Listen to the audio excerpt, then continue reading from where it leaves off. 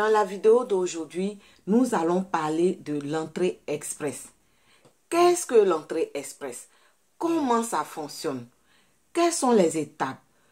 Tous les détails après ceci.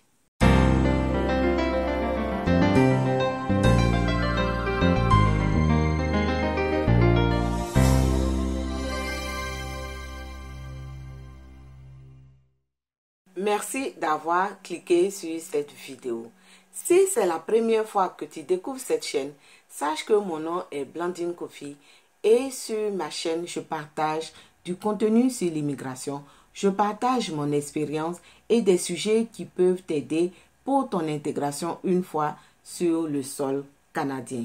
Alors, pour ne plus manquer mes vidéos, abonne-toi et active la cloche de notification. Je dis merci à tous ceux qui sont déjà abonnés. Merci à ceux qui partagent afin que l'information puisse toucher le maximum de personnes. Merci à ceux qui m'envoient des messages d'encouragement.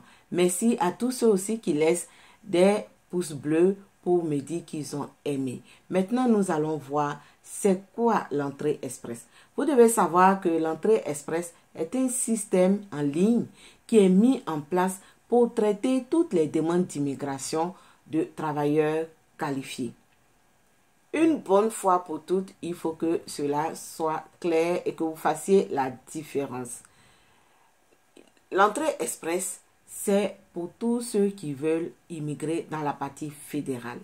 ARIMA, c'est pour tous ceux qui veulent immigrer dans la partie francophone qui est le Québec. Alors, si tu veux immigrer au Québec, je t'en supplie, ne va pas t'inscrire à l'entrée express parce que ça ne te concerne pas. Alors, et vice-versa, hein, faites vraiment attention pendant que vous choisissez votre programme. Donc, sachez que le programme d'entrée express regroupe 3 grands programmes qui sont l'expérience canadienne. L'expérience canadienne concerne tous les travailleurs temporaires et les étudiants étrangers, les étudiants qui ont déjà étudié sur le sol canadien.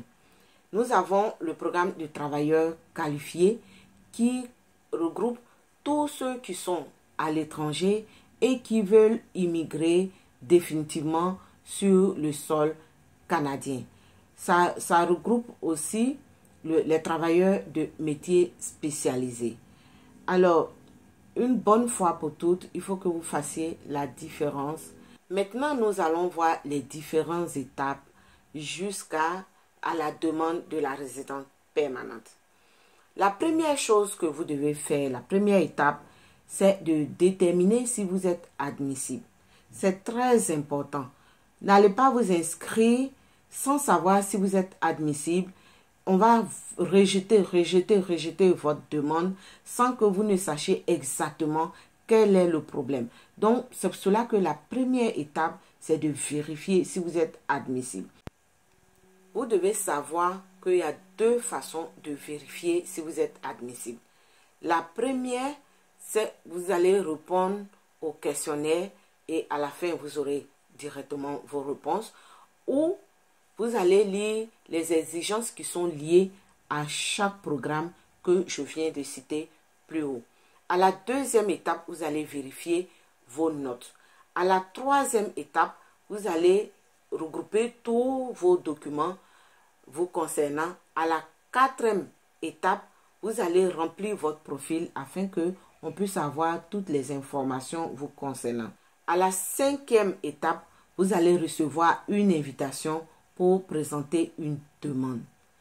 Lorsque vous êtes à la 5e étape, cela veut dire que vous avez été accepté dans un bassin. Et donc, vous recevez une invitation qui vous demande de vous inscrire pour la résidence permanente. Alors, l'information est donnée. J'espère vraiment que ça va servir à plus d'une personne et que définitivement vous avez compris c'est quoi l'entrée express et quelles sont les étapes à suivre avant d'arriver à sa demande de résidence permanente. C'est toujours un plaisir pour moi de partager l'information avec vous. Je tiens à vous dire merci de me suivre. Merci pour votre fidélité et à la prochaine pour une vidéo encore plus intéressante.